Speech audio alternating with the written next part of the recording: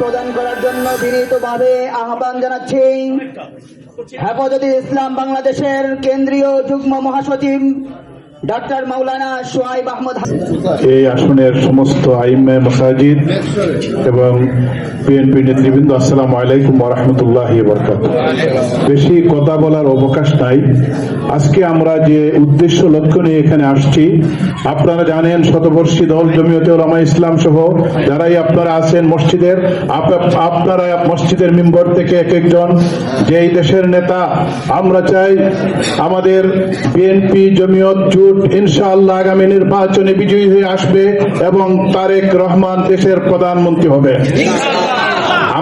আমার নিজের sacrifice, what I can do today, আমি এই বৃহত্তর স্বার্থে আমি দিলাই সাল্লা থেকে মনোনয়ন আমি আজকে প্রত্যাহার করেছি।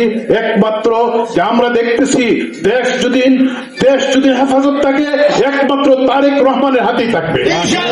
দেশ এবং ইসলামী মূল্যবোধের শক্তি যদি হেফাজত এবং আমরা তা নিতে পারি, আমরা সম্মিলিতভাবে উলামা মাশায়েখরা যেখানে আসছেন, আপনাদের দায়িত্ব এবং কর্তব্য হলো যে কোনো মূল্যেই, যে কোনো স্যাক্রিফাইসের বিনিময়ে, যে কোনো কোরবানির বিনিময়ে আমরা যেন জনাব তারেক রহমানকে, তার দলকে, বিএনপি এবং জাতীয়তাবাদী জোটকে আগামীতে আমরা নিয়ে আসতে পারি। এটা তো আমাদের প্রত্যাশা।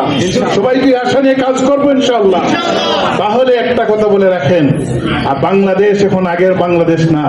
তারেক রহমান নেমে যখন 300 ফিটে বলেছিলেন যে আমার একটা প্ল্যান আছে, বিগত 17 বছরের, যেহেতু আমি ব্রিটেনে থাকি, আমি কাছ থেকে দেখেছি উনি দেশকে গড়ার জন্য যে ট্রেনিং দিয়েছেন, সেই ট্রেনিং অনুযায়ী আগামী বাংলাদেশ হবে, নতুন বাংলাদেশ, প্রধানমন্ত্রী হবেন তারেক রহমান। এই প্রত্যাশা কামনা করি আপনাদের কাছ থেকে বিদায় নিলাম। আসসালামু আলাইকুম ওয়া রাহমাতুল্লাহ।